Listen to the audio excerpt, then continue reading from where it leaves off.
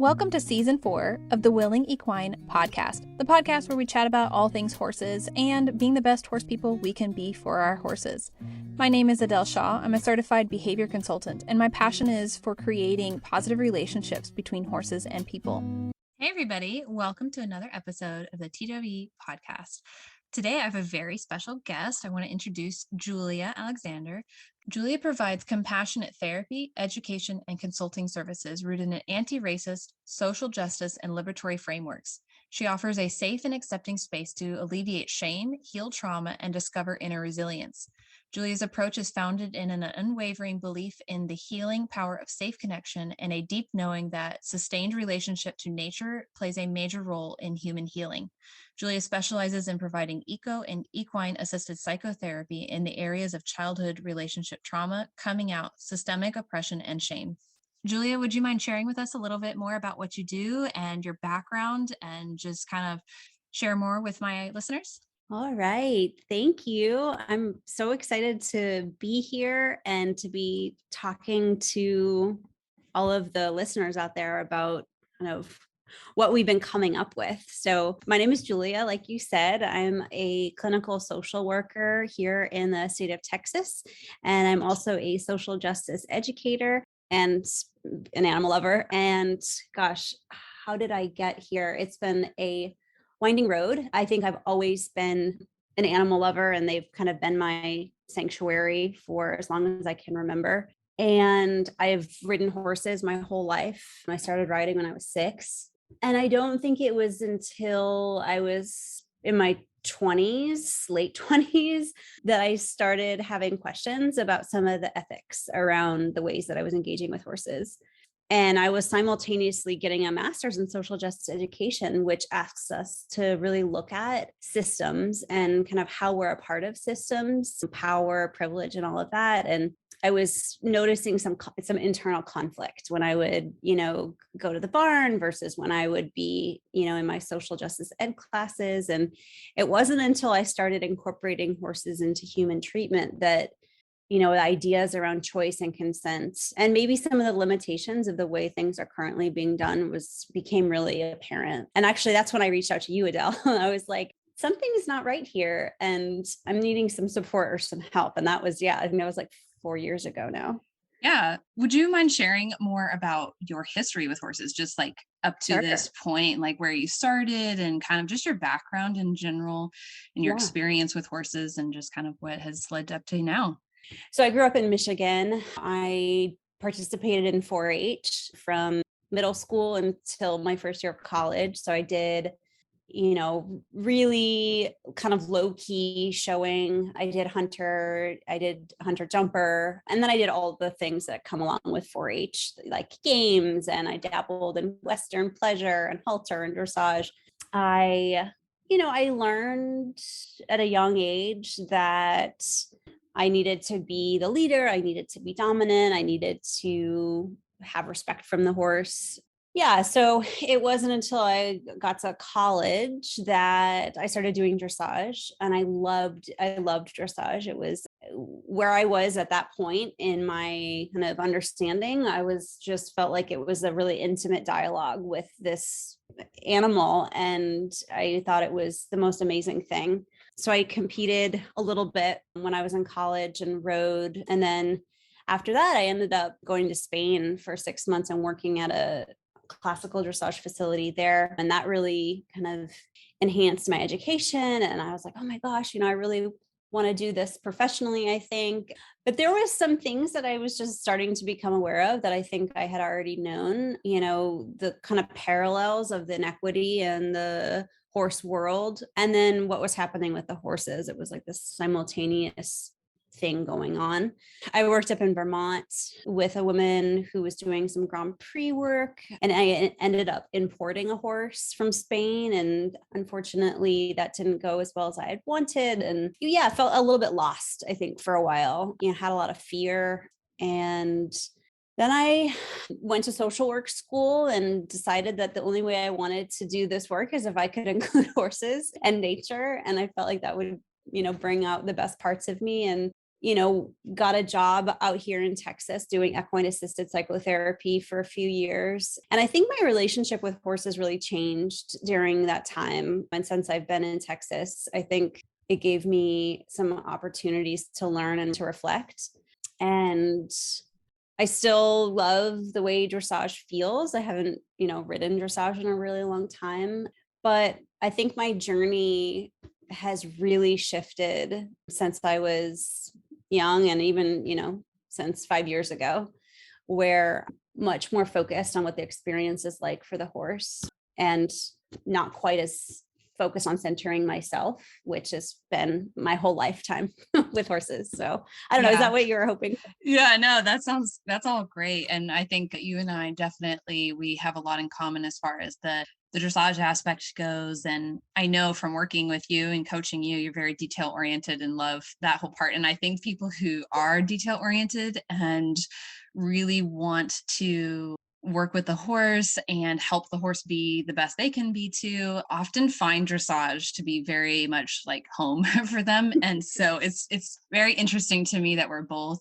come from that dressage background and love and passion for dressage. And then now we're really exploring positive reinforcement and clicker training and just all that brings. And now we're also going to be talking more about this all. But would you mind sharing more about equine assisted psychotherapy and what that is and kind of what that looks like, and just giving a general overview of what that experience is like for potentially a client, and then also from your perspective too?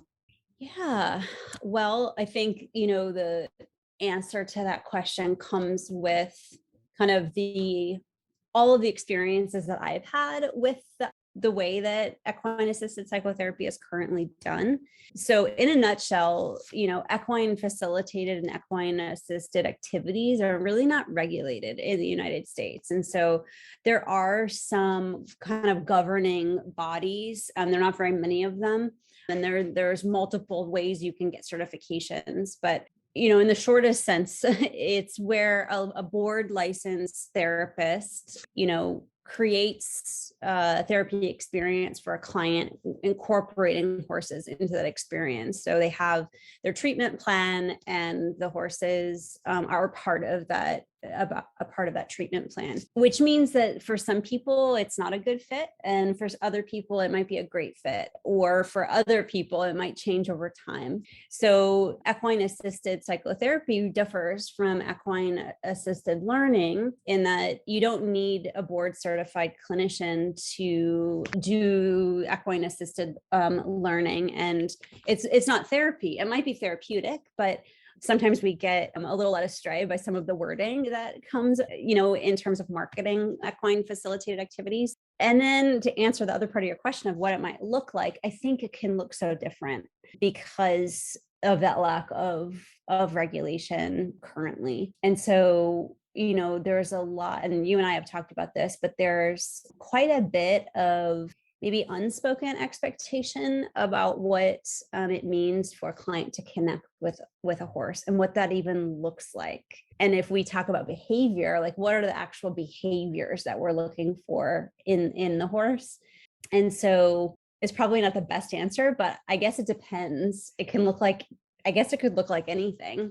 Well, we've talked about how a lot of times cultural conditioning comes into play here. And like you just mentioned, where there's expectations from the client sometimes when horses are involved to be able to ride and to be able to do certain activities with the horses. But there's maybe more than one way to do it, but that has been a common path that different therapists have taken. And this is kind of leading into the rest of our conversation, but that's just to say, like, there's, like you mentioned, there's no real regulation, which has its benefits because then we can do things like over here and explore new ways of doing this. But on the downside of it is there is no, like, this is how it needs to be done, and then clients know what to expect. So there's not a lot of consistency in it. So your answer was yes, what I was looking for. I was just curious, kind of your past experience, because I know you've done, we're going to go into this a little bit later, but we've been exploring and talking about and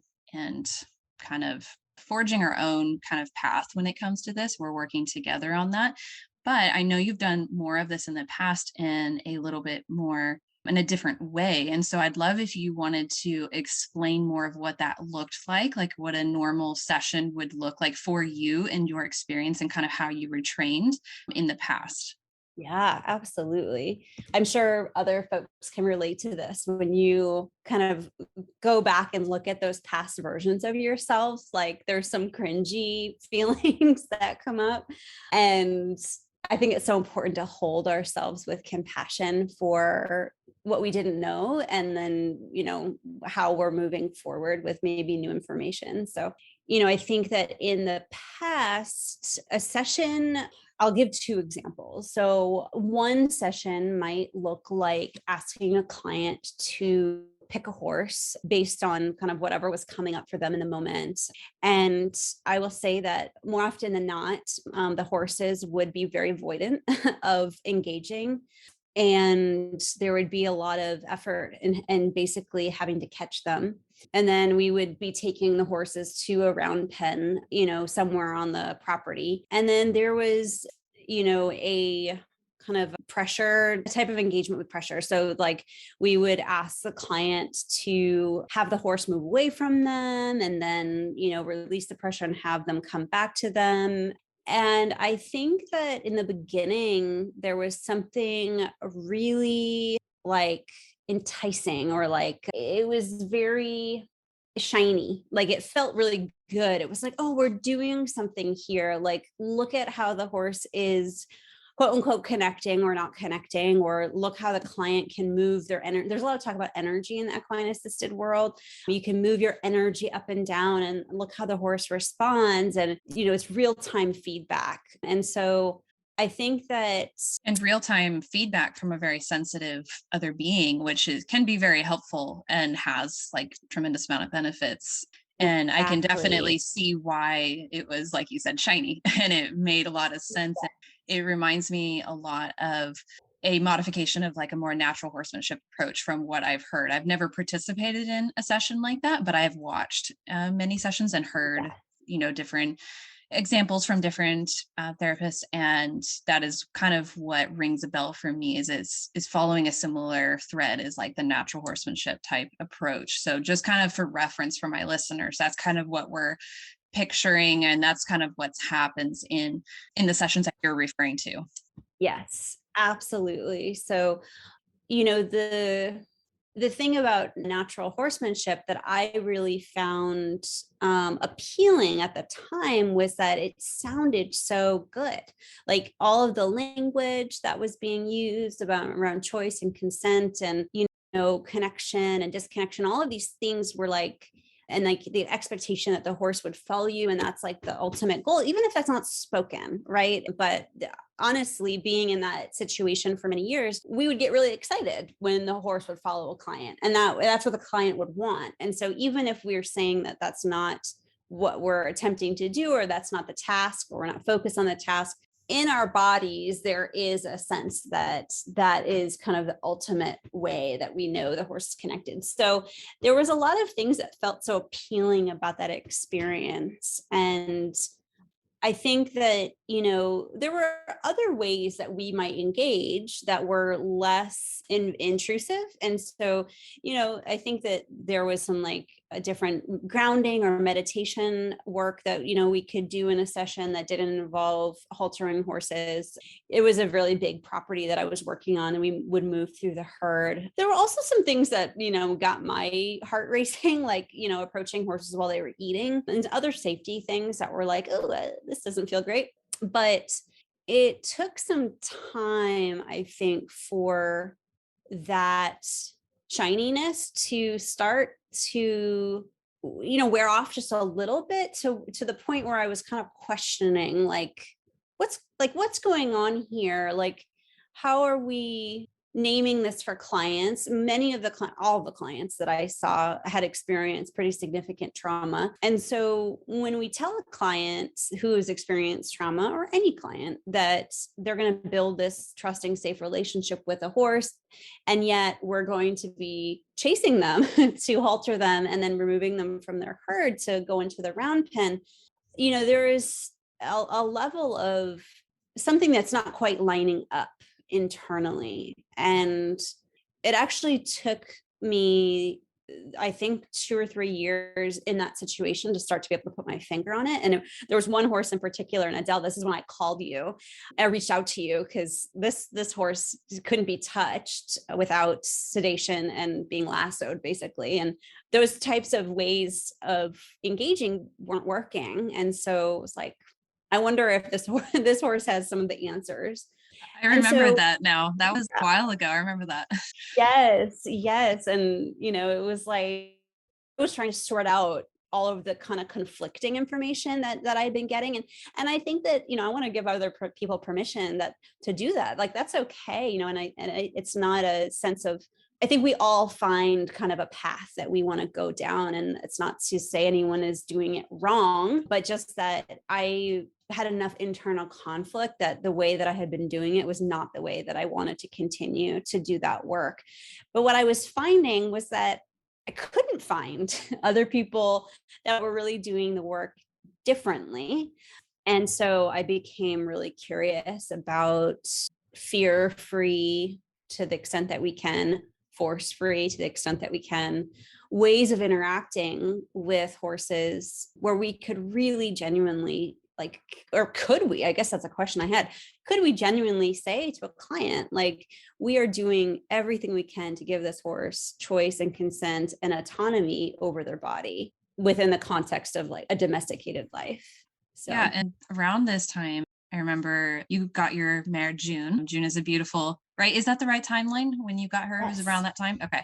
And she's a beautiful Gypsy Vanner Arabian. And she's now at my place, but at this time she wasn't at my place. She was somewhere else. And we were doing some long distance coaching. And so you were starting to explore like cooperative care. That's something that's been a really big interest to you. And for my listeners, cooperative care is typically, that term is used when talking about medical.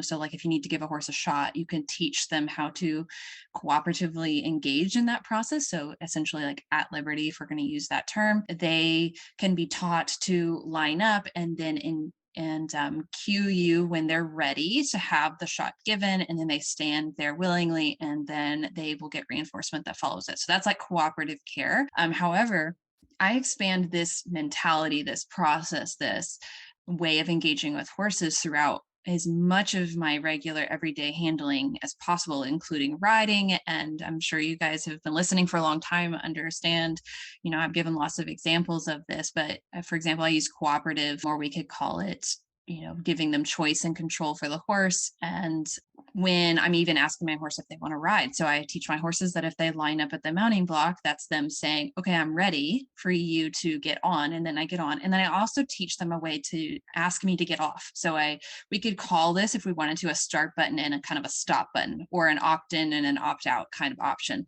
And so I do this throughout all of my training. And so this is something we've been incorporating with June, Julia's mare. And then this started the discussion. Julie and I have been talking a lot about how can we bring this into the therapy world and into the therapy sessions, because especially, I'm obviously not certified or anything, but it makes so much sense to me. And I want to hear more what, Julia, would you have to say about it, of teaching of other people, especially when they're coming from a background where they have trauma and stuff like that. Like, this is what choice looks like. This is what respecting another living being looks like. This is what just cooperative engagement looks like, and where they have choice over the outcome and control over the outcome, and they are actually willingly engaging with us, and they're not trapped into that experience, which to me, just engages, like, just doesn't seem to align, like, with what you said, with all of what you're trying to, share with your clients when you were talking about choice, and Right. we're talking about,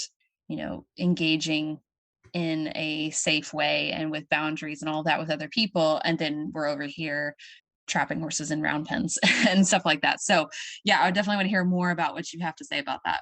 Yeah, absolutely. I get so excited about cooperative care. I'm like, I'm still new. I come with a beginner's mind. I want to learn all the things. I think that, we have so much that we can learn from the animal behavior world around cooperative care. And, I think that well, I'm going to use myself as an example. If I were to take my, 30 plus years now of horse experience and, tack it on to my degree and license as a clinical social worker and say, okay, now I can do equine assisted psychotherapy. I believe, and I did bring a lot of my baggage into my relationships with horses and clients. I brought in kind of all of my assumptions about horses and how they learn and what they needed in terms of leadership, quote unquote, and respect and all of that. So cooperative care, I think, asks us within the horse community to really pause and say, what is it that I actually didn't learn? Like, what is it that I don't know? And I love watching and sharing videos of like polar bears getting like their teeth examined and like, elephants getting their feet done. And this is all like in protected contact, like no touch, no force. And I'm like, if a polar bear can do it, the options for our horses are limitless. And so I think it's a hard thing because so many of us in equine facilitated work do it because we have past experience with horses and we love horses, and that's why we do it. But because we have a less regulated system, then is less pressure or expectation to continue our learning and to learn about equine ethology, like science-based equine ethology, not the equine ethology that we learned from our grandpa, for example, who had horses. Well, there's no regulation in the horse training industry either. So there's no pressure for us to continue our education either. I cannot tell you how many trainers and just whatever they want to call themselves I run into, and they're just operating off of what they learned from past generations and how they grew up learning, and then this is how we train horses and this is what we do. And there's so much more information out there right now, and there's so much progress being made towards improving living standards for the horses, for providing their basic needs, for like creating training programs and processes around how they actually learn, like looking at their brain and looking at the lacking prefrontal cortex and like all that. We didn't know that a couple generations ago. So like, and it's still very new information for a lot of trainers out there right now. So it doesn't surprise me that in the therapy world and all of the equine assisted stuff that it's also lacking there. But it's about time that the worlds both of them start improving and upping their education levels and bringing all of these new like ethics standards to our practices. Yes, I 100% agree. And it's probably a reflection of the way that culture gets built. It's like, I think, my lens is always looking at systems, and I get really, excited and passionate about systems and how they operate and why they're there. And, if a system is working for us, then oftentimes we don't have a vested interest in changing it. However, I believe that this system actually isn't working for us, and it's not working for the animals that we love either. And so it felt really important to me to humbly say, oh, there's a lot I don't know. And that's hard, because I think when we do say that or come to that conclusion, there can be a lot of shame that gets kicked up around like, how did I engage in the past with horses? Did I hit my horse? Yes. Did I use a whip? Yes. Did I use spurs? Yes. Did I keep them in a stall for 8 hours a day? Yeah, I did all of those things. And to be able to develop some compassion for the parts of myself that didn't know, but also some, I guess, enthusiasm about like how I want to be doing things differently. And so I think the cooperative care piece, I mean, you can probably attest to this, but June, my sweet, sweet girl is, she has a lot of thoughts and feelings, and to be able to give an animal the room to express when they are afraid or uncomfortable or there's some sort of internal conflict is, I think, empowering. for everyone. And it's not easy because it's slow, right? The process, like working through feelings is slow. Like that's why I'm a therapist. Like I know that in the core of my being. And I think a lot of the times our equine assisted practices are suspiciously convenient. And I want to change that. I think that it makes sense to challenge some of that. And I think cooperative care is a really exciting way that, I know you and I are talking about that. Like we might be able to slowly start to make an impact on what sessions could look like with a client. And I feel like that change is really cool. And I'm excited for people to do their own exploration, I guess, about cooperative care and what that could look like. And having horses be able, or whatever therapy animal you're working with, be able to clearly opt out and say, I know, or walk away, or understand very clearly what the consequences will be if they participate, like what is coming next. That feels so important. To build on that, when you said consequences, so just for reference, there's appetitive consequences and aversive consequences. So it's not Right. in our human language, in our human world, we often attribute the word consequence with like a negative outcome. But when it comes to things like cooperative care and all that, we're talking, and when we talk in behavior and we're talking in learning, when we talk about consequences, we're talking about outcomes. So for the learner, what is the outcome of this action? And this is how horses learn, and this is how we all learn. It's such a powerful thing when the person can step back and say and see very clearly. Once you can see what's happening and how the horse is operating on their environment and how they are making choices, and then these are the outcomes for those choices.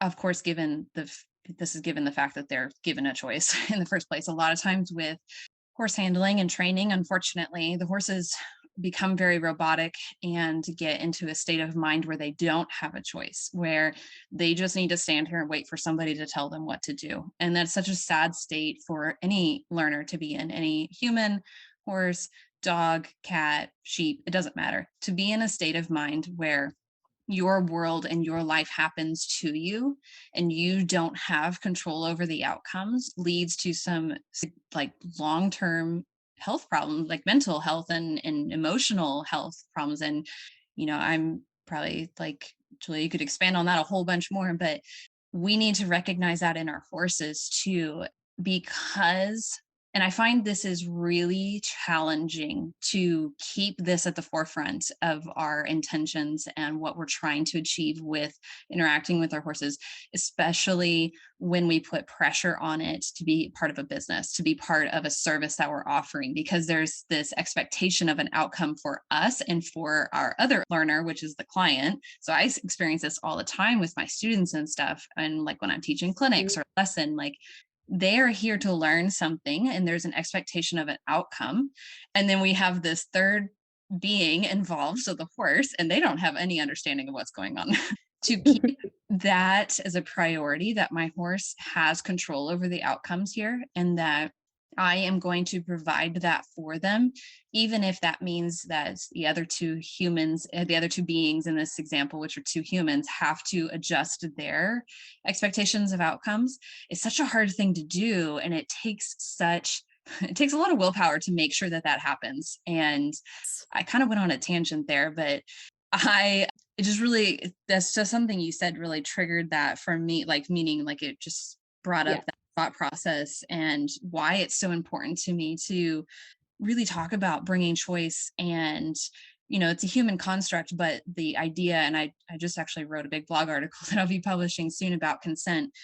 Maybe horses don't understand consent like we do, but they certainly understand choice and control of outcomes. And I know it's because you said consequences, and that sent me on a whole tangent on there.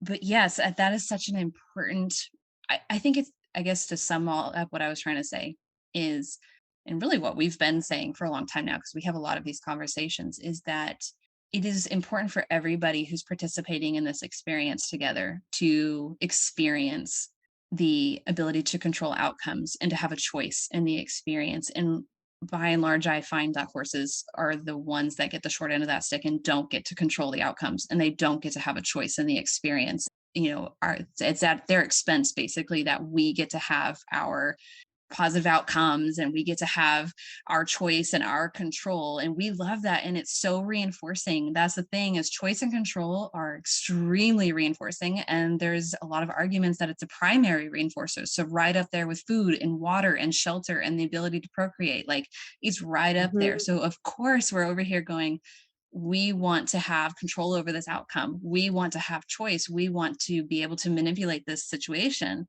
But we forget the horse needs that too. And that's why I'm so excited about these conversations, because I think it's going to really bring such value to the therapy and such value to your clients. And I know it's brought a lot of value to my clients as well. Oh my gosh, absolutely. Yeah. I think that I have moved away just a little bit from, well, let me take that back. I moved away from having a kind of outcome-based therapy session. I mean, that seems self-explanatory, I guess, but I think that the problem can be that our clients expect something specific, just given what they've seen in the culture, on movies, TV, maybe what they've heard from their friend who did equine assisted work. So I'm wondering if we all need to challenge some of those expectations. I saw something, a post by someone, and I feel bad because I can't remember who posted it or who wrote it, but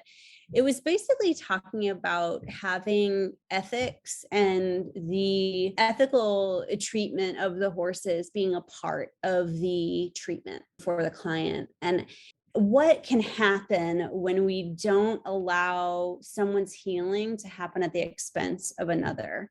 And I think that's related to any system, whether we're talking about animals or people.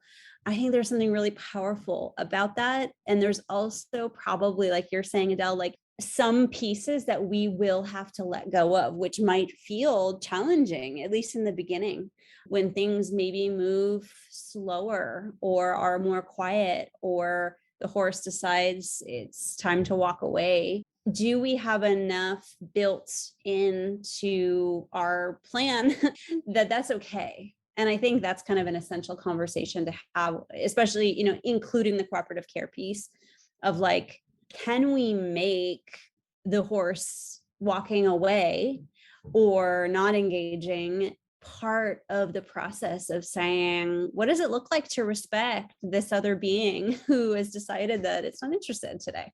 And that feels so important and powerful. Also, though, sorry, I didn't mean to cut you off. Go ahead.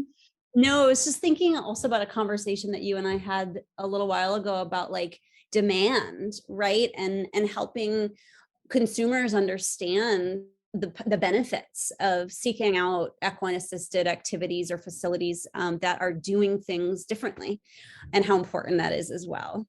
Yeah, absolutely. And then something else that came to mind as you were talking about, especially the horse walking off. I know we've had this conversation before. It feels like in a situation like that, from my experience, what I have heard, again, I've not actually firsthand experienced this, but this is what I've been hearing from different therapists and different things I've read, and also from you. Oftentimes that action from the horse becomes very much about what the person is or isn't doing. And we forget to look at the horse as an individual and look at their learning history and look at the fact that there are other things going on in the environment too. And it's not all about us. It's not all about like us and our, human centered, like, oh, I must have done something wrong and the horse hates me now, like, or my energy isn't right or whatever. Like, there's so much more nuance to it than that. And the horse has their own learning history that they're bringing to the table. Like, for example, I will use one of my own horses as an example here. I have a mare named Cashmere, and she is a beautiful warm blood. She has a long, long history with people. She was on the show circuit, and she often attributes people and being interacted with what comes next based on her learning history, which was being tacked up, which was being ridden and doing all the things she didn't like, or being separated from her companions. So she didn't develop a very positive association with people. So I have had her for a couple of years now, and I've done a lot of reconditioning of that. I've started, she's starting to develop a new learning history. She's starting to kind of like write over some of the old stuff, and she's starting to associate people, and we've come a very, very long way. with positive outcomes, and she wants to engage now and she wants to do things. However, sometimes new people are at my facility or they want to engage with her, and she kind of reverts back to that older learning history sometimes, assuming that this is, a regular person. I've become like the exception to the rule for her. So I am now a person that predicts positive outcomes, whereas most people do not predict that for her. And because they are the stand, like they are more connected to her past learning history, whereas I'm the exception to that rule at this point.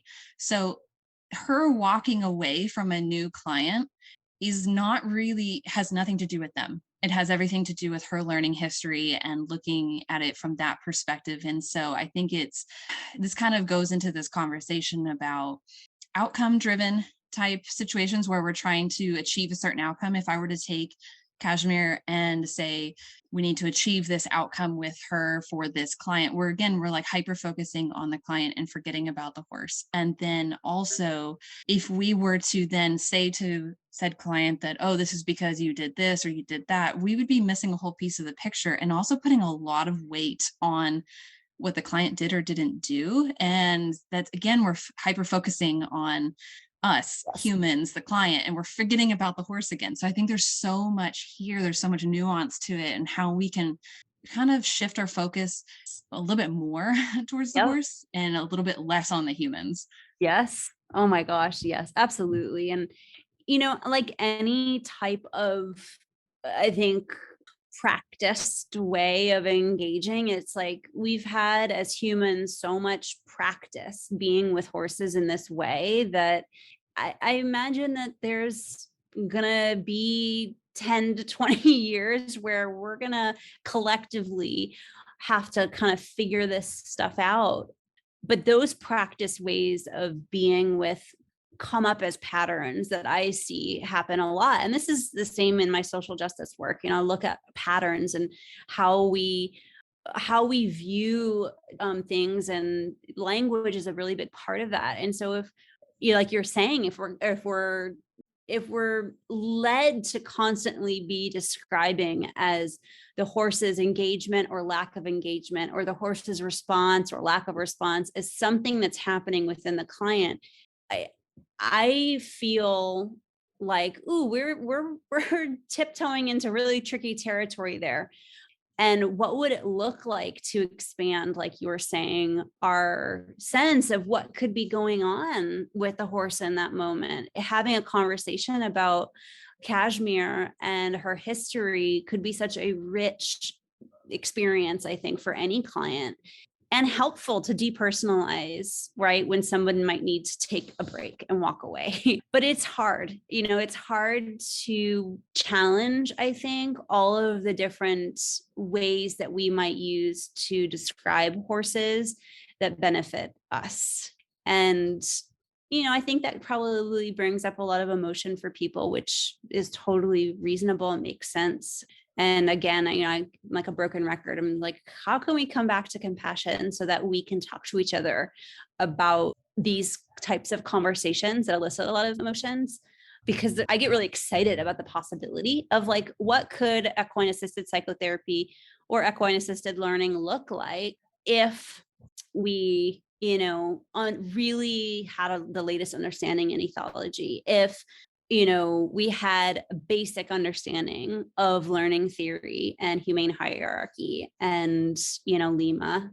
I think that it could be so exciting, and not just for horses, but for all animals that are involved in human treatment. It's like, the sky's the limit. But we have kind of a long way to go, I think, which, that can feel hard. I love that you keep bringing up other animals, because you and I have talked a lot about sheep. We're going to have sheep in our therapy session. We love sheep. We're always sending each other Instagram, like sheep videos. And like, anyway, especially there's a couple of accounts that I follow that do like clicker training with sheep and stuff. And I'm obsessed. And like, we're always sending each other stuff. I'm like, yes, this is happening. We're going to do horses and sheep. Oh, and they're so cute. They're so fun and adorable. I got to figure out how to, I know some people that do sheep shearing cooperatively. So I'm excited about that, because then I can, because before I didn't want to have sheep because I didn't want to like go through that whole situation. And I'm like, of course we can do it cooperatively. Like, that makes so much sense. Yeah. So, okay. So we've talked a lot about a lot of the reasons why basically that we've been exploring changes and exploring reevaluating some of the stuff that we're doing. I think it would be useful now to talk a little bit more about what that might actually look like. So not just talking about it, but saying, okay, in practice, what does this look like? And obviously we are still at the very, very, very, very, very beginning of the mountain. Like we're still exploring. We are in no, at least for myself, I'm speaking for myself, I am no way an expert in this area, but be in interest of helping other people who are interested, giving them ideas and kind of, saying, this is what we're thinking. We're still implementing it and we're still finding all the little kind of like little road bumps and all that we'll need to smooth out and figure out. And we don't need to go into like, okay, this is exactly how we set this up or whatever, but just kind of talking about general practices that we're reevaluating and looking at expanding on, and just kind of what that looks like. Yeah. So you want to start us off on that? Sure. Yeah, absolutely. Well, we, had quite a few conversations about this before we started. And I think the biggest thing that stands out to me as like a starting place for anyone doing this work would be environment that, the horses are in. And one of the things that felt really important to me was that we always start off in protected contact, and that we actually don't ever go in the pasture with the horses unless you are present. And even then, I think really we've kind of landed on where we will work one-on-one with the horse. And so that felt really big. I think I always have questions about like, if there's an idea that I have that I think is a good one, how do I make it accessible? And I think that there's a lot of ways that I, want to create something that's like accessible and like be able to like, Adele, let's go show other people like what we're doing. And so I've been thinking a lot about that. And even if somebody is not using positive reinforcement, even if somebody decides that they are not going to do cooperative care, I think there's so much richness that can happen when we observe horses in their own space and notice what comes up for us on the outside of a fence. And like body awareness, grounding, meditation, and discussion about boundaries and safety are all like so relevant in that context. And so that's the first thing that comes up. That's like, we slow it way down. And then we are not even entering into the dilemma of, are we removing a horse from their herd? Are we trapping the horse in the round pen? Do we have to catch them? All of those things. And we're also not dealing with the enormous safety risks of bringing a novice horse person, or not even maybe a person that's never been around horses, into a herd of horses where there are so many dynamics that happen simultaneously that can be very dangerous. So that's the first thing that pops up. What comes up for you when I talk about that? Yeah. So the herd situation, I totally understand the idea, the intention behind it. But speaking from a behavioral perspective, I'm a certified behaviorist and I've worked with horses daily. And also you brought up just the environment. I can't tell you how often, I have somebody call me in and they want to improve this behavior in their horse or that behavior, or the horse is acting dangerous, et cetera. How do we fix it? Like a lot of the times it's changing the environment. So I manage the situation. I'm like, okay, we need to move this fence over here. We need to not be walking into the herd, like in the middle of it while they're eating. There's so much that, and this goes back to like just how we've learned as horse people and like cultural stuff. We've been taught a lot of really unsafe practices around horses, honestly. And we have been taught a lot of very intentionally invasive and threatening behaviors around horses, meaning that we are taught to do these behaviors that are threatening to the horses, that are invasive and are intrusive, and they are just putting ourselves in a really dangerous situation, but also kind of antagonizing the horses. Like we in our minds are not saying, oh, I'm going to go antagonize this horse today. We're not doing that. But because of our learning history, we just do these things and we don't look at them through the lens of the horse and how this could be really threatening to them. And one of those that I find is really just getting our, just like walking right into a horse's face and walking right into where horses are and are eating and are sleeping and are being as a herd. We are not a horse. It's just plain and simple. We're not horses. Horses don't see us as horses. We're actually more, if we might even think of ourselves as more of a predator and their prey. So by nature of kind of that species difference, we're already at a disadvantage when it comes to being amongst our horses, and we have to work hard to overcome that. And this is where really positive reinforcement really shines, because it creates a really strong positive association with our presence.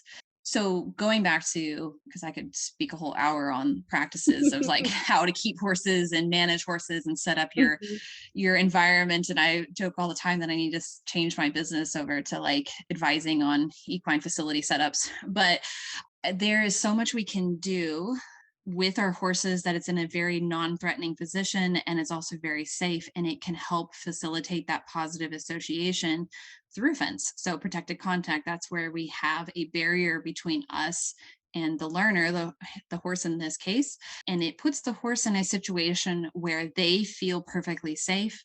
And then also our clients and ourselves, we feel perfectly safe. And so the environment is set up for success as far as helping us develop that relationship. And I think in our human minds, we say there's a fence between us. We can't develop a connection this way. We can't engage with the horse this way because there's a barrier. When in the reality, we can absolutely. I do a lot of training through protected contact, and it's actually very common in working with exotic animals and other species. And it's less common working with horses, but that's really unfortunate. But I have spent years sometimes, and that's pretty unusual, but I have spent years working in protected contact with certain horses so that they felt safe and I felt safe. And we've made a ton of progress, and we definitely have a quote unquote connection to the point where these would be like clients' horses, for example. They see my truck driving up the driveway and they come running to the fence, and they're, calling to me, and they know exactly who I am. They want to be there. They want to engage. They are ready to go.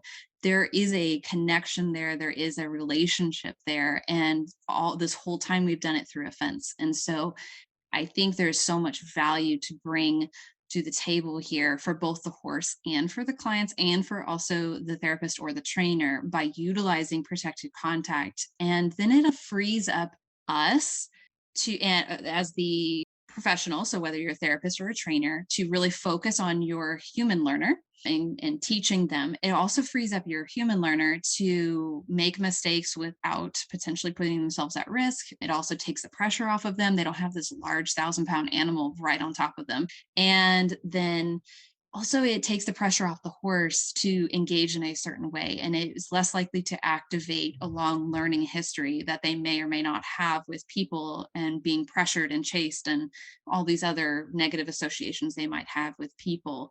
So there's so much benefit there, like you said, to working in protected contact. And you can do things like leading and teaching horses to, you could teach them a behavior. You can teach them to do almost anything with protected contact. More examples might be teaching them to back up, teaching them to follow a target, teaching them to stand on a pedestal or a mat, teaching them to take food safely, teaching them to wave with their head like yes and no. They can say yes and no with their head. They can smile. You can do Spanish walk, which I don't recommend for beginners, but that's just something you could do. Pretty much anything. It's really hard for me to think of something you can't do in protected contact. Probably riding, that would be the one thing you can't, because you have to, but there's so much power there for everybody involved to utilize that. And then the horse can feel very safe in leaving and in disengaging, and then also very safe in engaging. They're much more likely, especially if they have that past history, they're much more likely to choose to engage because they will feel safer and they're not having to like worry about like what's going to happen next. And anyway, just overall, I love protected contact, and that's a huge thing that we could start implementing into our practice. Yeah. Oh my gosh, I totally agree. And, I think that might require us to let go of some things, but I think those things are, you mentioned like our history of learning how to engage with horses. And a lot of what we've learned is threatening to the horse and actually really not safe for us. And, I always, again, go back to systems, and it's like, we often design our facilities and the way that we engage with horses to assert our power over. And can we create an environment where there's less of that? And I think protected contact is a beautiful way to do that. And we might need to change up the expectations, right, that our clients have coming in, but I think that that's okay. And so, what do we need to unpack or heal within ourselves so that we can slow down to be able to maybe do some of that work? I think there's some beautiful work, like you were saying, Adele, that can be done in that way. And I'm excited to continue down the path of cooperative care and what that will look like with clients. Once we have more data of like what happens, and what happens for clients long term, and who is that best for? Like, what are clients presenting problems that really benefit from working with a horse in that way? Yeah, I completely agree. Another thing that came to mind is, if we can set up the facility as best as possible, or just arrange our sessions, coaching, whatever it is, around our horse's needs. So a lot of times, and I'm speaking more from a trainer's perspective, because again, I've limited experience in the actual therapy sessions, but it's very common to like go take a horse from the pasture, take them to the barn, and tack them up when they're tied up, and then take them to the arena, go do your ride, and then untack them and then take them back. So in general, the horse has left their companions and is probably not have food for 2 to 3 hours from that experience, just like looking at that whole setup. Both of those things, needing forage 24/7 or access to it, being able to keep their seeking system like satisfied and all that and also needing to be with their companions, is a basic need for our horses. They need those things. And so I'm not saying that you can never go any period of time without providing the horse food, and I'm not saying they can never leave their companions, but 3 hours is a long time. And especially if your horse has any stress around that experience or has potential physical things. So like horses that have ulcers, which is most domestic horses, they're going to have a really hard time with that 3 hours without forage. And then horses that have any separation anxiety, which is a lot of domestic horses, whether it's recognized or not, most of them do have some level. And we call it separation anxiety or buddy sour or whatever, when honestly, it's just a natural behavior. Horses were not designed to leave the herd. You never see feral horses going like, bye guys, I'll be back in 3 hours. Like, they just don't do that. So we're asking them to do stuff that is super unnatural for them. And then on top of it, not adequately preparing them for that expectation. So if I do have a horse that I know I need them to be able to leave their companions, like let's say they need to go to the vet, which is all horses need to at some point separate from a companion to go to a vet, unless you live in have a very specific setup where you can take 2 horses, and that's great. And I work very hard at trying to do that. You can strategize preparing your horse for having a positive association with leaving their companions for a certain amount of time. And that's for a whole nother podcast episode. But Right. when we're setting up our sessions, when I'm setting up my training and like at my place, and Julia, you've experienced this, where I have my whole herd, they're in their pasture, and then I have a couple of pens that are inside the pasture, and the rest of the herd. So we either do it one of 2 ways. We have the horse we're working with goes into the pen, and the rest of the herd is nearby, but not like in the training area with us. Or the opposite happens. I put the rest of the herd into their pens, and these are like 10 by 10, maybe 12 by 12 pens, and you can make them larger if you need to or want to. I put the rest of the herd into their pens while we work with the horse that is in the session, which is the setup I use most often because that gives us a lot of space. And then we often use the pasture fencing for the protected contact. So we've got 3 things that have just happened here. We haven't taken them away from their forage because they're either on grass or their hay is nearby. We have protected contact, which provides all of the benefits that we mentioned earlier. We haven't left their place of safety, which is their pasture area. So they feel very safe. They're very an established area, and their herd is nearby. So they have that social network. They have that social support that they need. And we're not asking them to do something that is unnatural. So we've met all of their basic needs, and we're still able to do our training, and we're still able to have our sessions. And that can be, and we can have all the benefits for the humans whilst making sure that we're continuing to meet the horse's basic needs. Yes. And it's like coming up for me of how important it is that I'm able to learn from you also. And I think that that's another piece that I would love to see more of in the equine assisted world.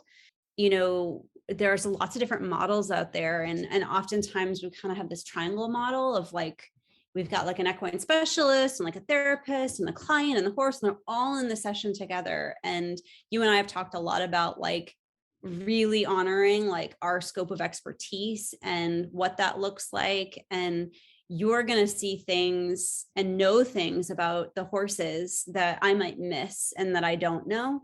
But we've also talked about keeping our roles pretty separate. And that's another huge shift, I think, that doesn't often happen in the equine assisted or equine facilitated world. So along with like facility setup and environment and, free choice access to forage, being with their herd is also like, working with somebody who knows equine behavior, if that's not you, right? And then being able to really separate, okay, what's therapy and what's learning? I mean, I'm an educator as well, and I think that there's learning in everything. And so that's been something that's been a really interesting conversation between us of like, how do we stay in our areas of expertise?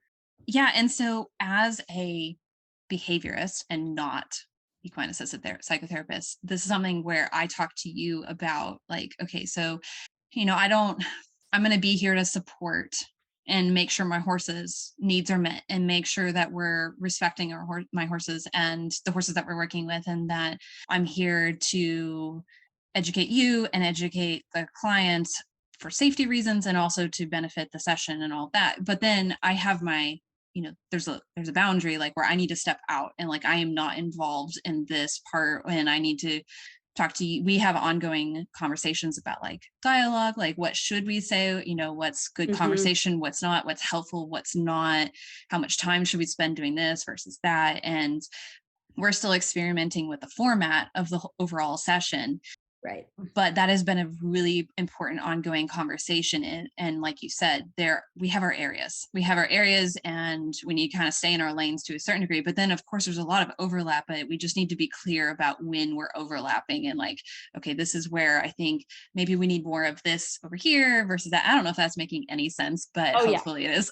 Absolutely. And one of the things that helped with that is for us to come up with an amount of time that you would be with the client working on, basically the learning part and in the hands-on engagement with the horse.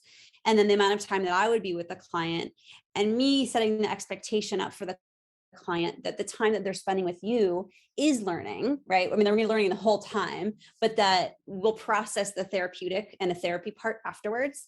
So that doesn't put you in a position where you're having to hold something that's confidential or sensitive. And it doesn't put them in a position where, there's lots of information being shared with someone other than their therapist. And so I love that that's an ongoing conversation. And I would love to even encourage other people doing this work to consider what that could look like for them. Having it be pretty clear, like, you're entering this space with this person. And again, like you said, we're working on the format and we're, the learning process is never linear. So we're probably going to like, let's try something and like, do something else and then come back to it. But I think that that's a really great thing. And my experience in the past with equine assisted experiences has been, it's been messy, it's been pretty messy. And so I like that there's some clarity to that. Yeah, for sure. And I appreciate that too, because I definitely recognize my limitations when it comes to what you know and what you do. And I don't want to make anybody uncomfortable. And I also don't want to overstep where I am. So having that ongoing conversation has been very important to me as well. And I just love those conversations. And I think it would be, I think whether or not you're going to implement, positive reinforcement or clicker training or cooperative care, having that aspect where you have an equine professional, somebody who does this for a living and behavior is their specialty and like day in and day out, because we can only specialize in so much, right? There's only so many hours in the day. There's only so much room in our brain. And so you can't be a specialist in everything. And so everybody has their quote unquote lane. For example, I know quite a bit about barefoot hoof trimming, but I don't barefoot trim my horses because it's not my specialty. It's not what I do. I could trim up a hoof here and there. I could step in should my farrier get hurt or whatever, but I could not do what Right. she does. And so I pay her for her time and her expertise to come work on my horses. And so that is not my area. I have some education in it, but it is not what I do. Same thing applies here. I think no matter what type of program you have when it comes to equine assisted therapy or learning, it is so important to bring in the expertise of somebody who does this, that there is their specialty. I spend hours and hours and hours reading horses, basically, like watching them, learning from them, and focusing all my attention on them. And so somebody like myself or myself can bring to the table, so much value, whether or not it's me teaching you as the therapist, or if you want to collaborate in some way, it doesn't really matter. But that person that's their specialty is going to really focus on making sure your horses that are in your program are having their needs met, that are being heard, they're being heard, and that you are being safe with your practices, and you're teaching your clients safe practices and good practices as well. So I think bringing in somebody that's what they do is such an important part of having a successful program and making sure that the horse's needs are being met as well. Yeah. And so that's just something I thought of as we were talking, of another thing that we have talked a lot about that could benefit everybody. Yes, absolutely. And it might be interesting at another point to like put together some resources for people that are doing like they're the equine expert in that collaboration. And like, if they wanted to continue their education, or if they wanted to learn more, what would that look like for them? Maybe they could reach out to you and do like a consult or something, because I imagine that there's a lot of people that are really wanting that information but don't know where to get it. And I mean, same with the therapist. I'm imagining it's the same for both. And I think that's why this collaboration has worked so well, is that we both understand the areas that we have expertise in. And I love horses and I love horse training. I do not know as much as you do. There's never an expectation that I will. So if I can bring you on board and say, okay, you get to put your eyes on this horse and have this interaction and support my client, that seems like the best of both worlds, in my opinion. I mean, I feel pretty lucky. Yeah. And there's not going to be the ability to always set up a practice like that. But you can still bring in experts for consults. I mean, consults are definitely, even long distance, sometimes it's Right. super helpful, or pretty much should be all the time, very helpful. And there's so much access now with internet and Zoom and just like, so much that we never had before. And so there's really not a whole lot of reason not to bring on somebody, at least for a one-time consult, to say like, okay, how does this look to you? Like, is my horse expressing to me any stress? Because I mean, there might be subtle forms of communication that your horse is throwing out there that maybe you missed. A really easy one to miss is a state of learned helplessness. And I'm sure you guys that are listening to this, that are familiar with therapy stuff and terminology, like that sounds very familiar to you when it comes to humans, but it also applies to our horses too. And unfortunately, a lot of horses out there, domestic horses, when it comes to engaging in training sessions and with people, they are in that state. And this goes back to we were talking about earlier, where they have experienced when being around people that they do not have options. They don't have choice. They don't have control of outcomes. So they just need to stand here and tolerate. And so being able to recognize when that's happening takes training and takes experience. And from me and you, I know as well, Julia, that we definitely don't want our horses to be in that state when we're working with them. We want them to be operating on their environment. We want them to be making choices and to be active participants and engaging, and not just tolerating this experience. And I would imagine most people listening are saying the same thing, but sometimes it's hard to recognize that and when it's not happening versus when it is, especially based on what we keep going back to is like a lot of our training as horse people and our cultural conditioning, that's been most like swept under the rug and really labeled as like an obedient horse or a quiet horse or a bomb-proof horse or a family-friendly, husband saved kind of horse. Like though we've used these really nice terms to mask what's going on for the horse and from the horse's perspective. And I would not expect most horse people to be able to recognize that. That should be that's when it's really important to have an educated trainer or a behaviorist, especially a certified one, be able to say, like, this is what's going on. And it's hard though. It's hard when you start to realize that's what's going on. If ever that experience happens for one of you guys listening, like the emotional part that comes along with that, realizing that's what's going on for your horse, it's really hard. And so that's the other role that we can take, is supporting you through that and realizing that's what's going on, and then helping you make that transition for the horse and helping the horse out of that into not just a more, we'll call it like an awake state or an engaging state or a willing state, but also making that transition safely, because there's some unsafe ways to do it and some more safe ways to do it. Oh my gosh. Yeah, absolutely. I imagine that, it could be really powerful to have programs that are doing this work, to be able to feel safe enough to ask the question, like, is there anything about my facility, even just small changes in where one fence is, or how my routine or the way I lead my horse, that could have any impact on their felt sense of safety, their ability to choose, et cetera. And I think sometimes maybe we want to start with like the training, and this might be a conversation for another time, where, sometimes it's hard for us to talk to each other about what type of training we do. But my gut is like, let's take it back even further and like talk about like, how can we set up the environment to be one that is safe, where we're not being set up to have to be aversive or punishing to the animals that we're working with. And then we can keep our clients safe too.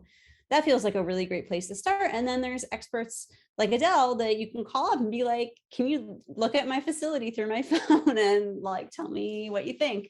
So that's exciting that like we're moving in that direction and the information is out there. And again, coming back to that compassion part, when the shame comes up or the emotions come up around like, maybe my horse is experiencing learned helplessness, or maybe I have done it in this way in the past and that's been harmful and now I want to change it.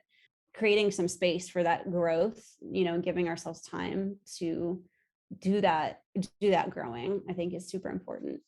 We've talked on and off about how there needs to be services offered for horse people that are making transitions in their training, to be like therapy sessions where we can talk about it and work through, because there's a lot of grief and shame that comes with that, and just the processing of that information and acknowledging what was happening. And even unintentionally, it happens, and now what do we do with that, and now how do we move forward?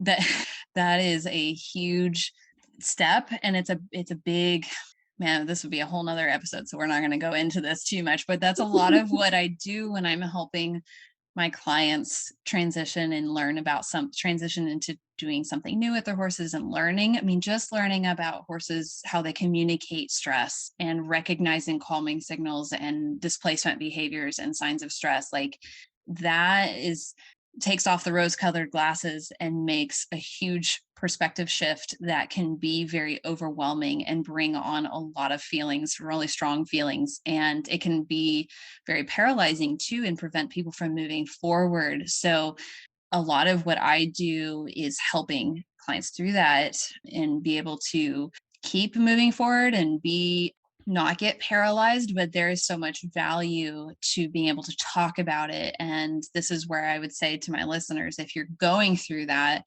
talking to a counselor, talking to a therapist, you're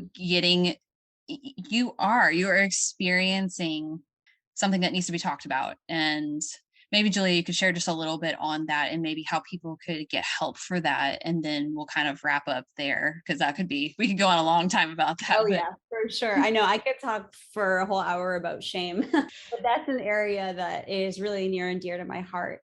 And, I have so much empathy for folks that do experience that. I mean, I know what that feels like firsthand, because I'm very familiar with shame. And the social justice work I do combined with the horse stuff that I do, there was many opportunities to experience shame. And So I would echo, Adele, what you said, that it is so valid and worthwhile to seek out support. That could be support from a counselor or a therapist, or it could be support from a really trusted friend. When we feel shame, we tend to assume or feel like we're bad in some way. And that can be really detrimental to moving forward and to change. When we can feel a sense of we did something and we didn't like how we did it and we feel bad about it, in other words, maybe we feel some guilt, but we can stay in the experience, that doesn't change our self-worth. I think that's really powerful, and that's where a lot of movement can happen. But the greatest antidote to shame is empathy. And if you find that through therapy or counseling, or you find that through somebody that you love and trust, that's really, really powerful and can help be a motivating factor to continue and to be less paralyzed. We call it in kind of the social justice world, like keeping that foot on the gas pedal, like let's not stop, but also really take into account that a lot of the experiences that come up when we start to see things differently can be super overwhelming, and we need support and community around that. And that's, I guess, the other thing that I would say, that like, you cannot do this alone, and you're not meant to. There's lots of, I think, reasons why we need each other through that, especially if you're experiencing shame. So that'll be my plug for getting support and empathy if you're experiencing shame, but also to normalize it. Like, it is so normal. It is a universal human experience. We just don't want to stay in there for very long. Yeah. I mean, I've definitely experienced it with my own. I've talked a lot about it on this podcast, my episodes, and a lot of my old practices and how I've changed, and my thinking and ways of doing things is always evolving. And, it's not like there's not even necessarily like a before and after, or this is, I was a bad horse person and now I'm not. Like, I make mistakes on a daily basis. And so it would be very easy to get stuck and to not want to move forward and feel paralyzed, and then to feel a lot of shame and guilt and all of that. And I'm not saying I don't, but it's been very helpful, our conversations we've had together, and also different resources I've found and stuff, just to keep realizing that, like you said, that was a really good analogy, like keeping your foot on the gas pedal, just keep moving forward. Like, let's keep going. Let's just keep going, keep making progress. Yeah. Well, awesome. Mm-hmm. Well, thank you so much, Julia. This has been such a wonderful conversation. There's so much content here, and like, I really want to just keep going off on tangents, but I think this is a good stopping point for this episode, and we'll have to have a follow-up one on dialogue and being able to have empathy for each other. I really want to expand on that.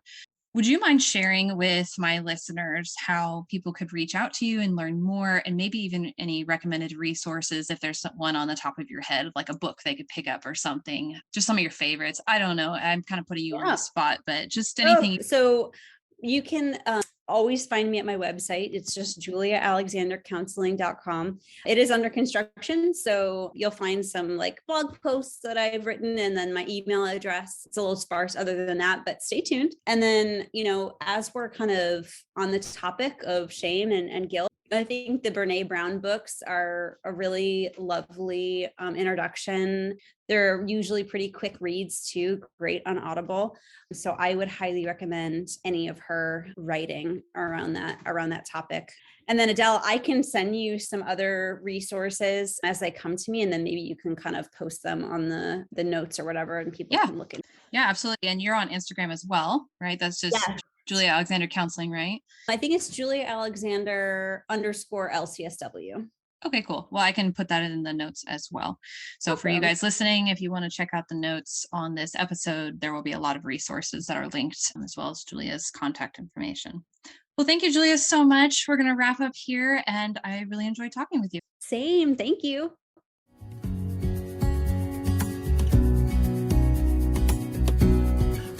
Thanks so much for listening. If you enjoyed this podcast episode, I would love if you left us a review on wherever you listen to your podcasts. If you'd like to learn more, head to our website, thewillingequine.com, where you'll find a bunch of links to our different social media platforms. We have Instagram, TikTok, YouTube, Facebook, pretty much everything.